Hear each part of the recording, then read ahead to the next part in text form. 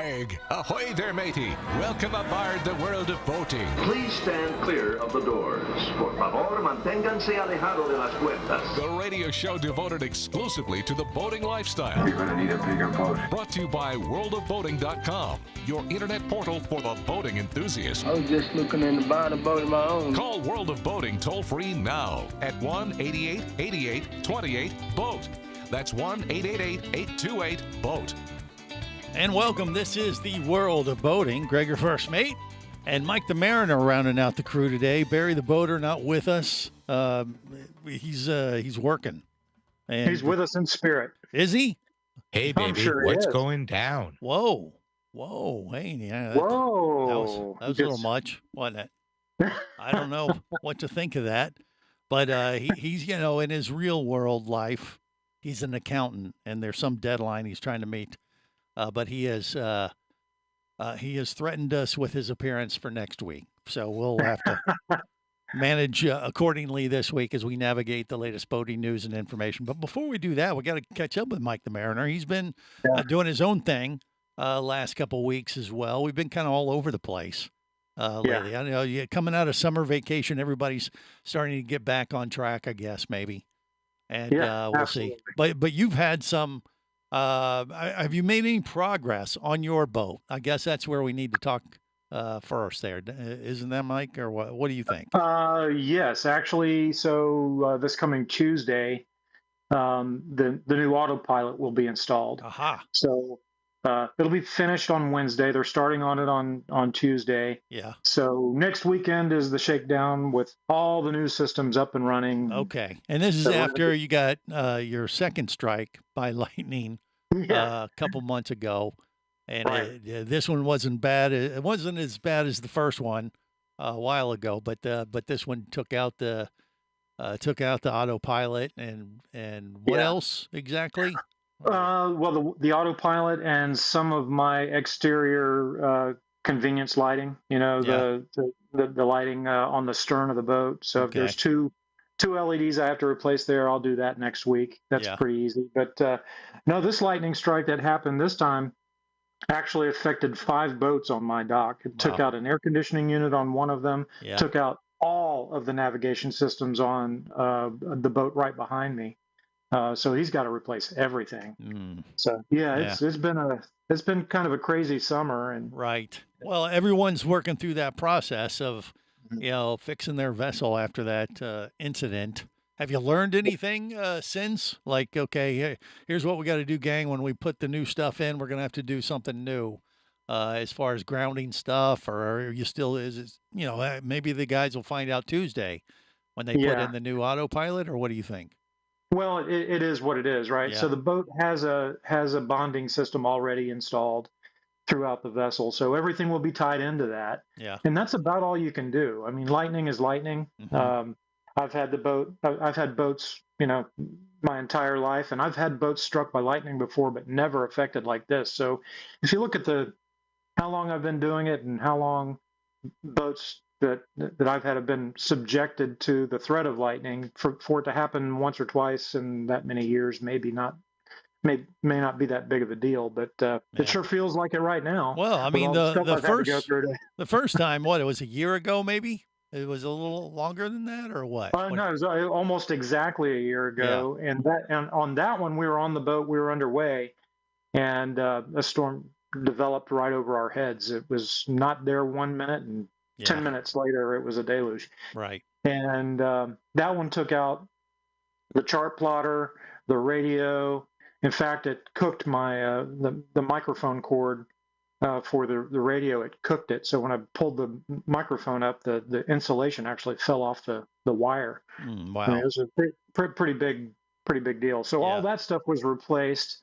But I didn't replace the autopilot because it was functional. It was fine until this lightning strike, which took it out. So here we go. Well, did you have any other engineering or boat, expert look at this other than yourself, just seeing what the lightning did? And or you just kind of, done all the research on your own?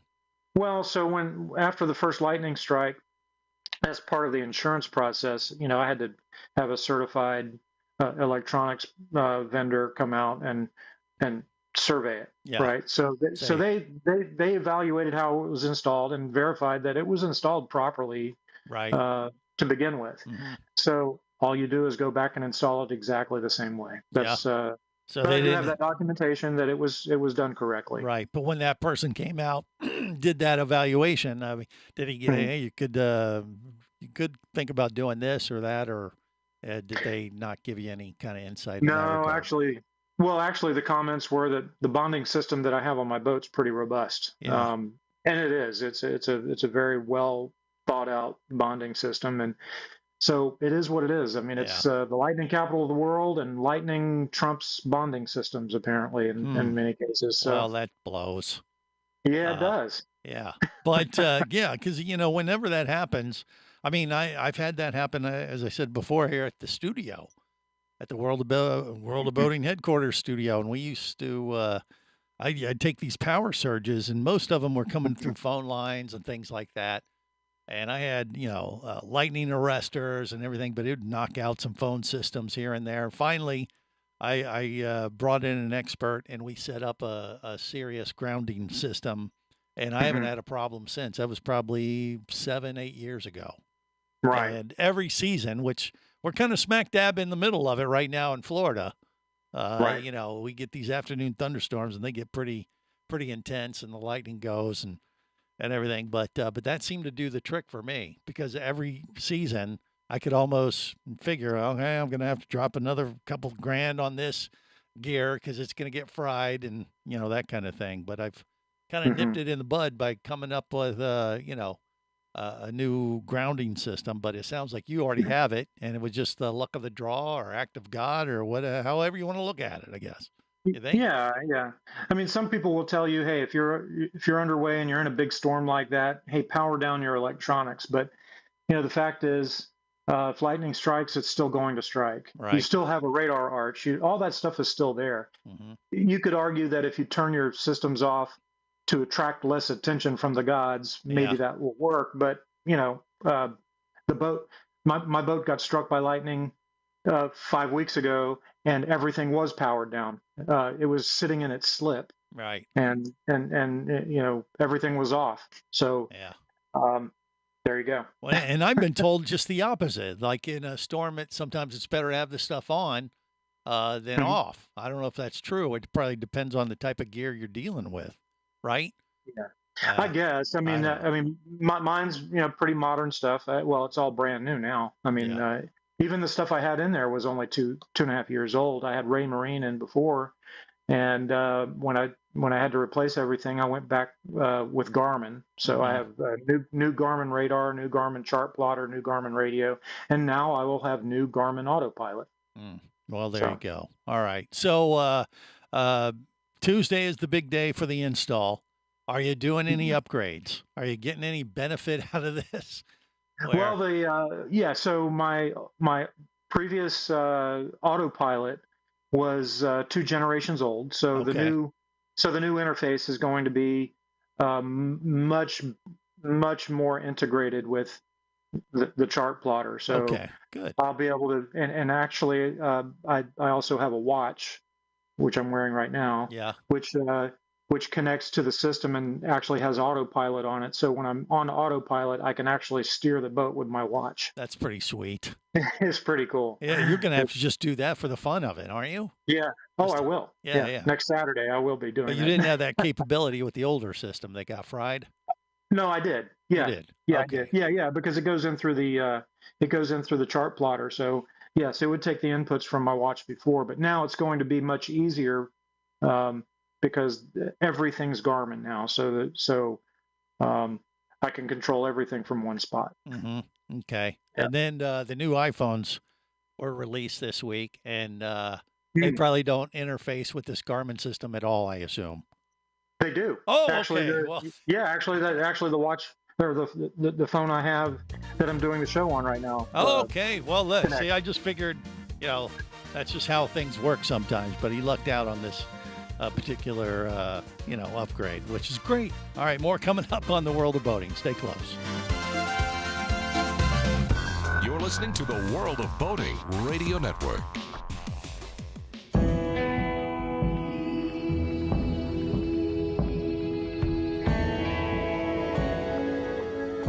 explorer in the other two-thirds of your world.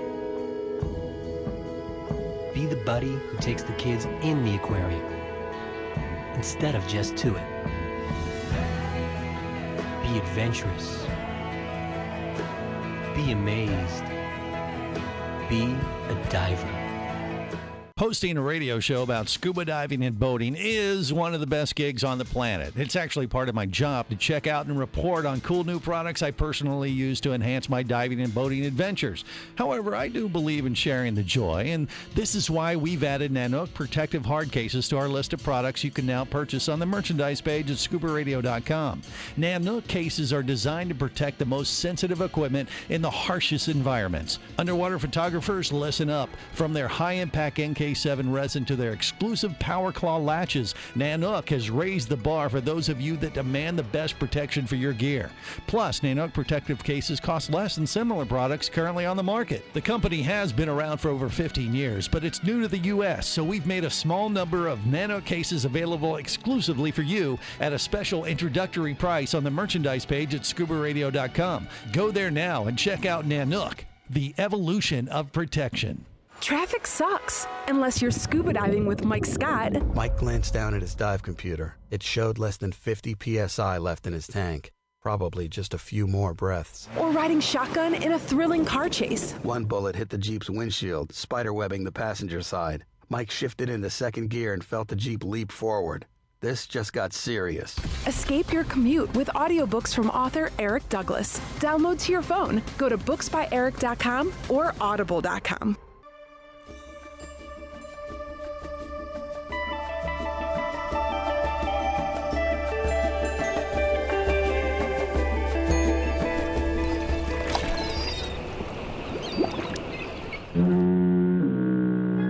Successfully navigated the Sea of Commerce and now are clear to cruise with the World of Boating. I do like the water. The radio show devoted exclusively to the boating lifestyle. The sun, the sea air, good friends. Brought to you by worldofboating.com, your internet portal for the boating enthusiast.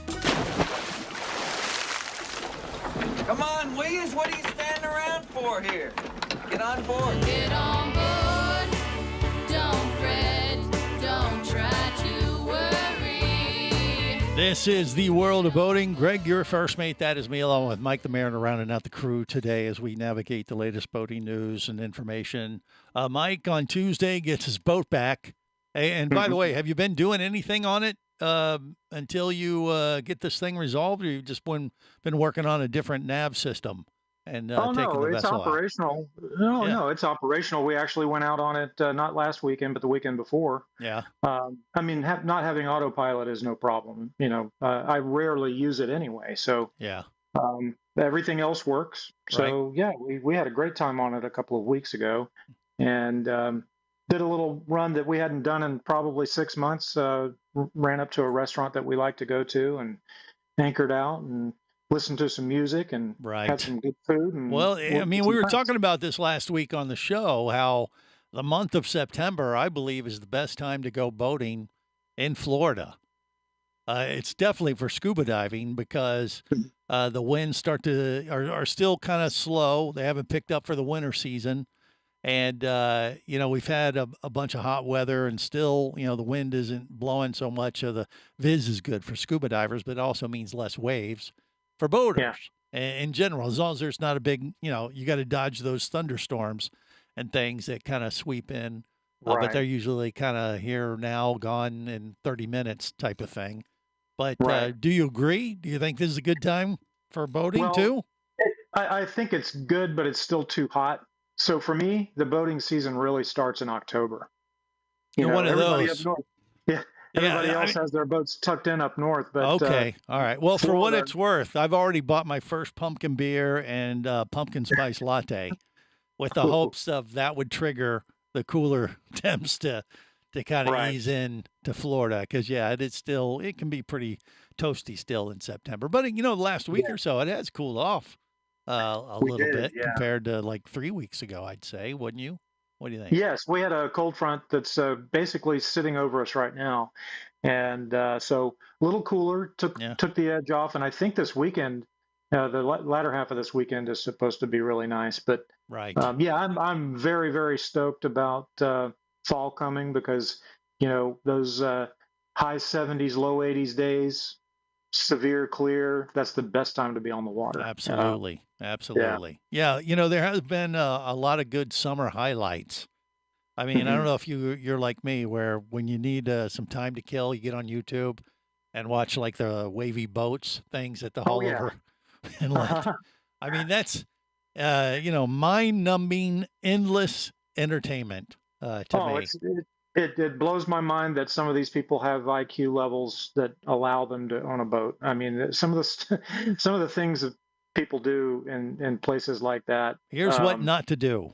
But exactly, and you hate to kind of laugh at other people's misfortune, but I think that's kind of human nature.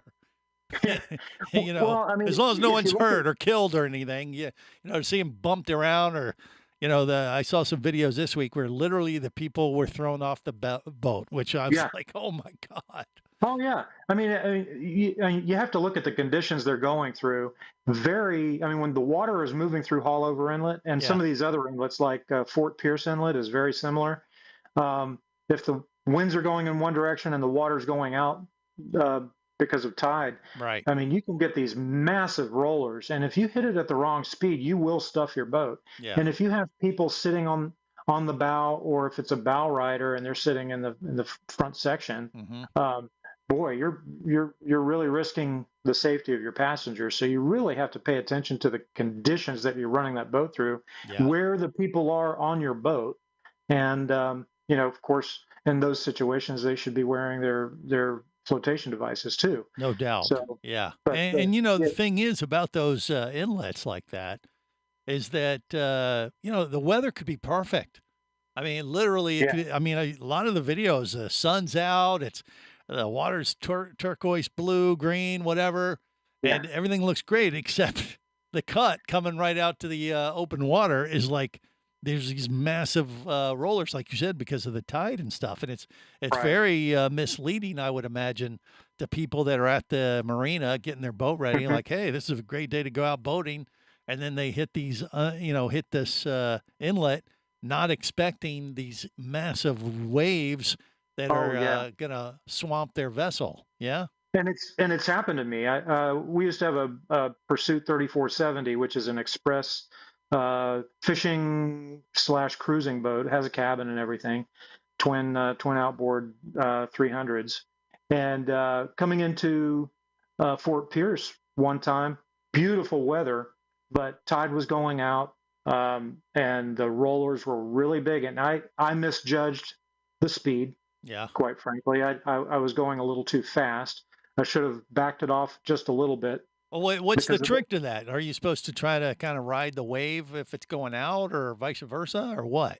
Yeah, I mean, you really just have to judge it and jockey the throttles. So it's not a continuous power setting. Like when you hit the back of one swell, you really have to figure out how your boat's going to hit the next one. Yeah. So you're really looking forward, right? So I misjudged it, and my boat stuffed into the next swell, and it was a green wall of water over the top of the boat, right? And probably dumped, I don't know, probably 150 gallons of seawater into the cockpit, and all in the space of about 5 seconds. So think about all the weight that was added to the boat, and you could feel it, right? So now your boat handles differently. Now you're trying to get through the rest of the inlet in a boat that weighs 400 pounds more than it did 10 seconds ago. Yeah. So, I mean, so when you say though that you misjudged that second swell, what you accelerated too fast and went in, and I did. And so ideally you should have went slower and stayed back on the first one a little bit, or what? I mean, what do you think? Yeah. How do you do that? Well, so I would take my mistake over the other mistake, which is going too slow. Yeah. Because if those swells overtake you and they hit your stern, right, then you can pitch hole and completely lose control of your boat. Right. So while I did stuff the boat and it was, it took on a lot of water, which, the bilge pumps took it out in about 5 minutes, but you definitely don't want to be overtaken by those swells, because then you lose complete control of the boat. Yeah, and, but if it you hits can you broadside, like from the stern, then you're really screwed, though, because then it could tip you Exactly. over, Oh, yeah. flip it, that kind of thing. At least if you're heading into the swell. Yeah. If you get swamped is one thing, but like you said, that would probably be easier to recover from, I would Yeah. think. But I don't know. You watch some of those videos and you see people, and I'm looking at it. I'm like, my God, what is going through the captain's mind right now? Like, oh, Yeah. blank. Yes, I'm sure. But Well, you'll see some guy going through in a 55-foot Sea Ray Sundancer or something, Yeah, and big ones. stuff the bow like crazy because Yeah. he's not really paying attention to the speed. And then you'll see some guy come through in a Hydro Sports 25-foot center console, judge it perfectly, and not shake the boat up at all. yeah. I mean, it's experience. We're going to talk a little bit more about that, how to judge these inlets next on the World of Boating. Stay close. You're listening to the World of Boating Radio Network. Traffic sucks unless you're scuba diving with Mike Scott. Mike glanced down at his dive computer. It showed less than 50 psi left in his tank. Probably just a few more breaths. Or riding shotgun in a thrilling car chase. One bullet hit the Jeep's windshield, spiderwebbing the passenger side. Mike shifted into second gear and felt the Jeep leap forward. This just got serious. Escape your commute with audiobooks from author Eric Douglas. Download to your phone. Go to booksbyeric.com or audible.com. Do you have a message or product you need to share with the boating world? Well, look no further than the World of Boating radio show. Just like you, thousands of boating enthusiasts are hearing this message, and we could be talking about you and your product or service as early as next Saturday. Remember, a terrible thing happens when you don't advertise. Nothing. Go to worldofboating.com, send us an email, and let's get to work to make your marketing message matter.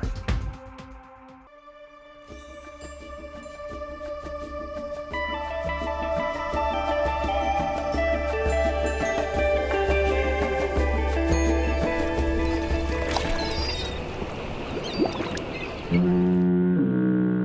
have successfully navigated the Sea of Commerce and now are clear to cruise with the World of Boating. I do like the water. The radio show devoted exclusively to the boating lifestyle. The sun, the sea air, good friends. Brought to you by worldofboating.com, your internet portal for the boating enthusiast. Look! Here comes a boat! Really?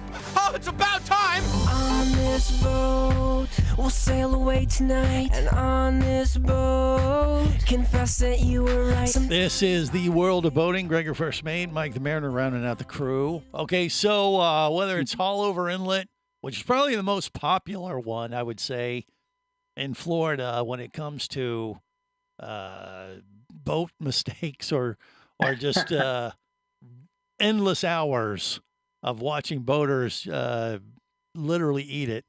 I mean, it's so funny. You know, like you said, you'll see some of the boats, and it doesn't matter what size they are, like a small boat, you think, and you look at the waves that they showcase as they're getting ready to go out, like, oh, this small boat's going to totally go under. And they navigate it. And then this big, massive 30, 40-foot, outboard thing with like 4 motors on the back. And I'm thinking bigger's better when it comes to navigating rough seas like that. They're going to have no problem. Nope. They totally swamp it. People fall off. And I'm like, what the hell is going on there? I mean, first off, Mike, I know you're familiar with, places like Haulover that have that situation. When the weather's good, how do you know that you're going to encounter an inlet and have these situations where it's going to potentially catch these boaters off guard when they're trying to exit into the open water? What do you know? Is it just knowing the tides or what? Well, that's the main factor. So when the tide's going out or coming in, that's when you get those big swells, because there is a tremendous amount of water that is flowing through that choke point. That inlet is very small. And if you think about the basin behind the barrier islands and all the water there, it's either falling out or rushing in from the ocean, depending on whether the tide's coming in or going out. What makes it even more dicey is if the wind is going in the opposite direction. So when you have a falling tide, you typically have an onshore wind in Florida because the sea breeze kicks in, right? Because air rises in the center of the state, pulls the sea breeze in, right? So you have air, wind flowing onshore and water going offshore. So that makes for slightly rougher seas. Gotcha. Right? Well, they compound each other, right? And my tip, and this is purely as someone who doesn't run his own boat, but I've seen enough videos to know that if I see the crew from Wavy Boats out there on the pier by Haulover Inlet, turn around or don't go out of the Right. slip. Just go back and join them and watch the show, because I think that's a telltale sign that they know the conditions are going to be tricky and they're expecting to catch some poor boating schlub and get their next viral video. You with me on this? Yeah. Oh, absolutely. I mean, when I look at some of those videos, I think to myself, I would absolutely never run Silhouette through that inlet. Now, Silhouette's totally capable of going through that inlet in some pretty bad instances. But, if it's a really rough day like that, you're going to spend 2 or 3 hours picking stuff off the deck of the boat, because everything on the inside is falling all over the place, and it's just really rough. But no, I mean, I would wait for slack tide to go through that inlet. I've been through Haulover Inlet many times, and a couple of times on some pretty dicey days, and didn't really have any issues. But I've been through Haulover Inlet when it was glass smooth, not a ripple in the water. Well, so and for what it's worth, most of the time, well, at least when you watch their videos, it's usually boats going out, not coming in. I mean, they do get some that are coming in that have problems, on a bad day. But most of the videos are boaters that are coming out of the inlet, going out to the open water, and obviously are not prepared for what they are looking at in front of them, and you can plainly see that it's catching them off guard. Now, the folks coming in, they do have a bunch of videos of those too, but I mean, that's probably easier to navigate because you kind of already have an idea what you've been dealing with for the last few hours, maybe, and maybe if you ride the wave in when it's coming in like that, you think, or what? Or is it? Well, I think it doesn't matter. I mean, they're going in and going out in those conditions is equally treacherous for both. Yeah. And that is a tricky inlet. I mean, when you're coming out into the ocean from the inlet, the channel actually makes a sharp turn to the southeast. So it's not like normal where you think you're just going to go straight out. Here, you have to actually make that turn. So that is a complicating factor.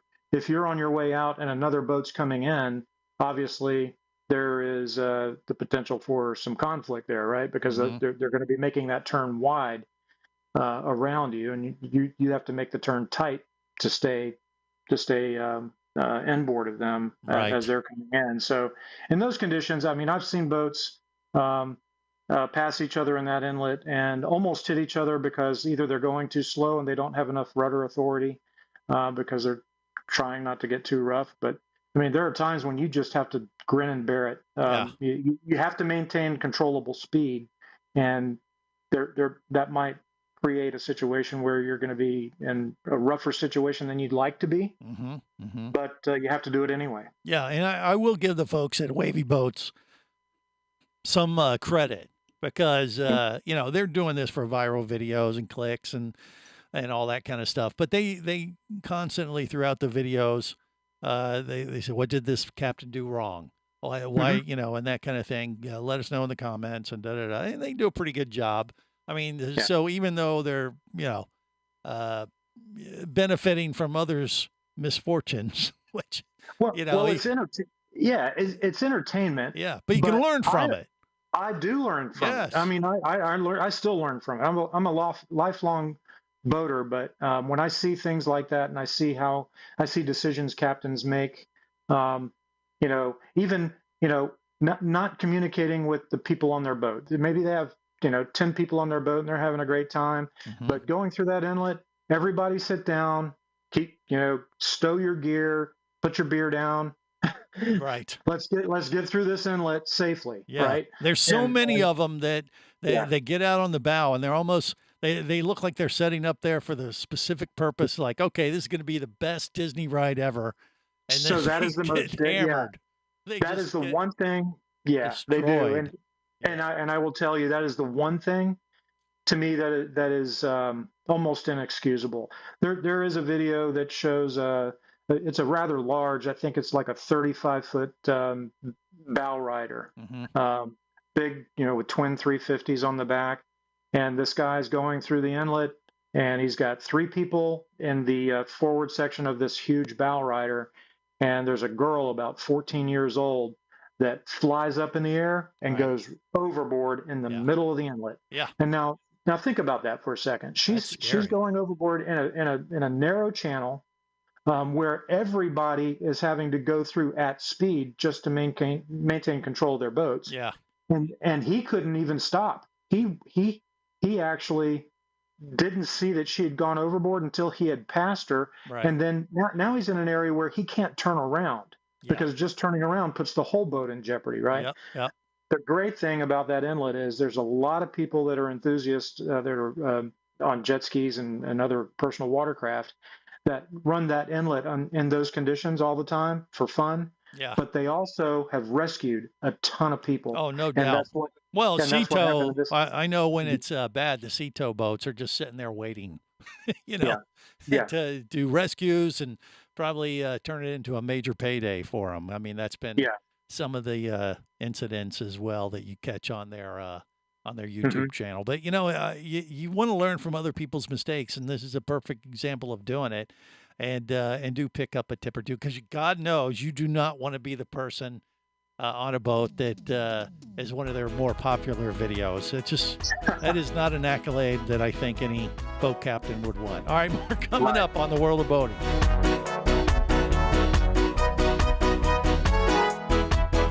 You're listening to the World of Boating Radio Network.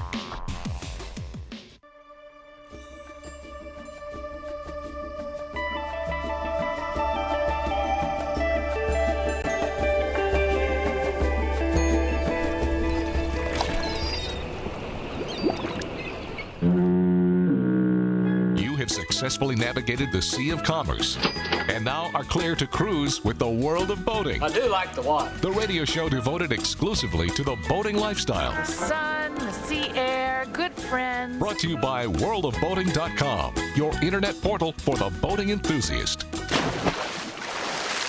We now return to Night Boat, the crime-solving boat. Faster, Night Boat. We've got to catch those starfish poachers. You don't have to yell, Michael. I'm all around you.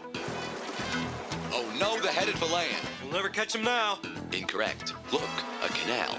Oh, Night Boat, go! Oh, every week there's a canal. Or an inlet. Or a fjord. Quiet!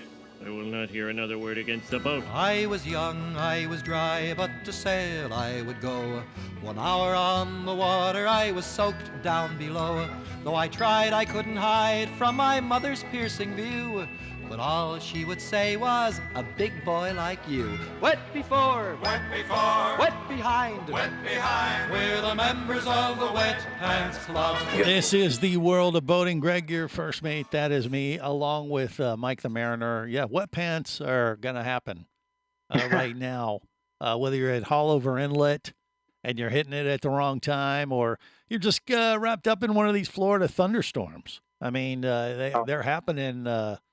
If you got perfect weather right now, just wait 15 minutes and we'll have a squall come through and it'll soak you. And you can look at it like, oh, good way to clean up the boat, or you better be prepared.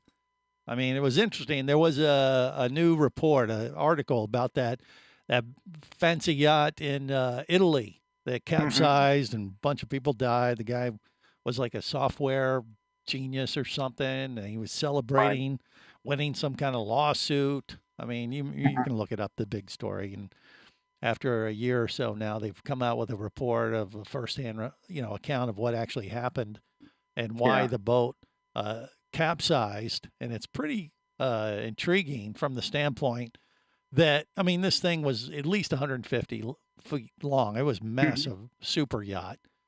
And, you don't, once again, the bigger the better. And when it comes to weather, usually they can weather bigger storms and stuff. But in this situation, that thing capsized, went under, a few people died, was terrible, tragedy. But it was like, how did this happen? Because the boats around it, there were other boats very close that weren't even touched. And it was like a microburst type of situation. They described just the way the weather went.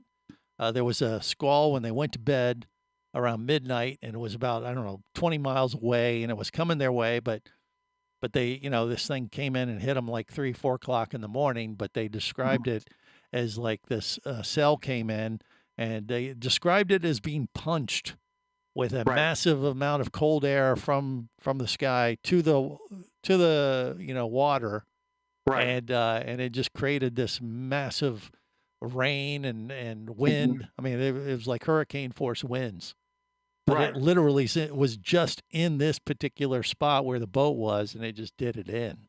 I mean, it's crazy. Yes. You think? Yeah.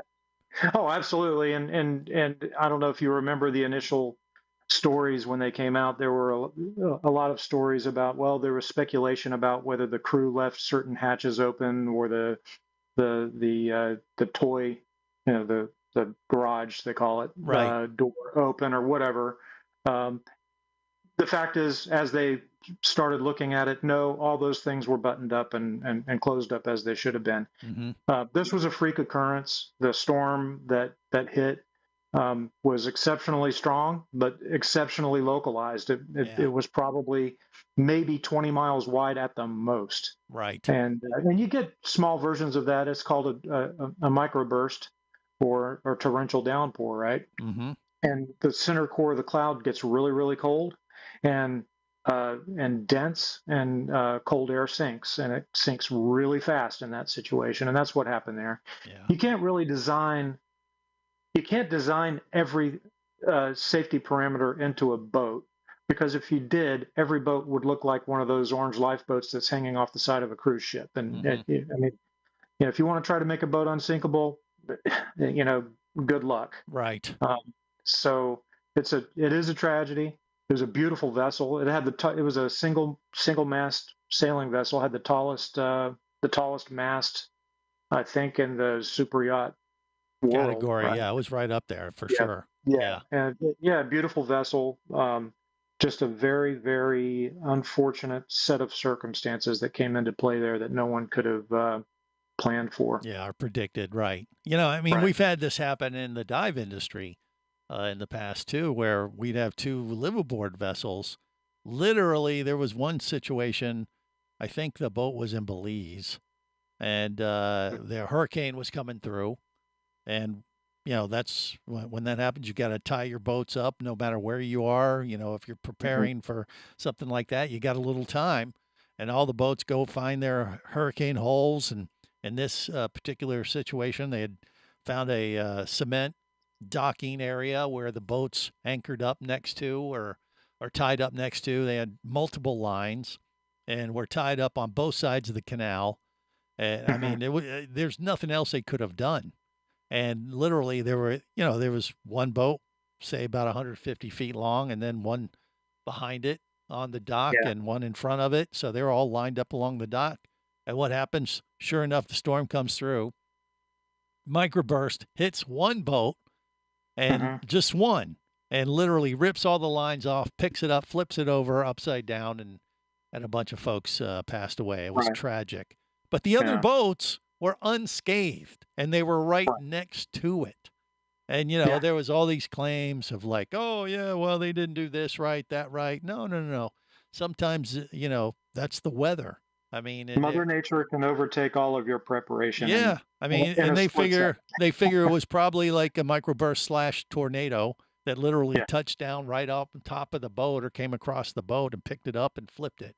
Yeah. And it makes total sense, Yeah. So I have some friends that used to live down in Miami, and I don't know if you remember Hurricane Andrew many, many years ago. Came through very strong. The southern part of Miami, Biscayne Bay area, received a lot of storm surge, and they lived on a canal right off Biscayne Bay. Had a 48-foot Grand Banks trawler. They did a little bit of prep. They double lined everything, but they had a side to situation, right? So they didn't have a boat slip. Their boat was behind their house. Mm-hmm. The guy across the canal from them had a Viking sport fish, and what he did is he rigged his boat to both sides of the canal and basically put the boat in the middle of the canal, right? With to try tie to, lines because they knew and stuff, yeah. Give it some right. give. So he spent a lot of time double lining everything, putting it out in the middle, trying to make sure that boat was not going to be able to touch the seawalls or anything like that. Well, the storm surge came in.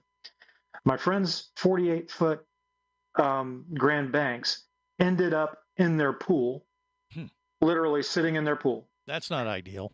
Mostly undamaged, but sitting in their pool. The stern was in the pool, and the bow was kind of like on land. Yeah. No, they only had about $15,000 to $20,000 damage. Wow. The Viking sport fish ended up sunk in the middle of the canal. So here, they double lined what they could, but they didn't do anything exotic. Their boat did end up on land and had to be lifted back into the canal with a crane. But the other boat sank. Yeah. After all that prep. So well, I think the moral of that story, I mean, we're in the storm season right now in Florida, and it can be really great and it can be really bad, and you got to be prepared for the really bad. And if a squall comes through, whatever, make sure you have a plan, escape plan for yourself, your crew, your passengers, or God forbid, if you have the choice to get off the vessel, that's probably even a better option. But I think that's a pretty good result of this, of why we're even talking about some of that today. So you got to take the good, which we got a bunch of it right now, but you got to be prepared for the bad. You got to plan ahead. There you go. All right. Well, I think that's a positive note to end this week's edition of The Big Show. Till next time, remember, whether it is sail or motor, life is better as a boater. Safe boating, everyone.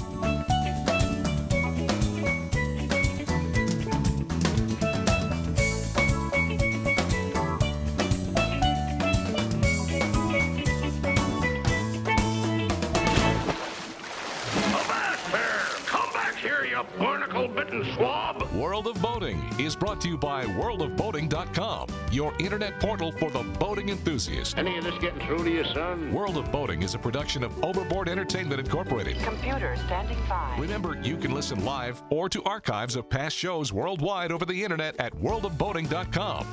Computers can do that? So tell a friend and come aboard every week for the World of Boating. This is so great. I can't wait. I'm getting goosebumps. Feel me. Feel me. The radio show devoted exclusively to the boating lifestyle. TTFN, ta-ta for now. The opinions you just heard on the World of Boating are those of the hosts, callers, and guests. They are not necessarily those of any station or network, its management, or advertisers. What are you being such a weenie for? While on the water, your safety and the safety of many others depends on you. So boat smart and operate your vessel only after receiving the proper training and instruction for your area. There is a fine line between genius and madness. Have any questions or comments? Feel free to do so via the web at worldofboating.com.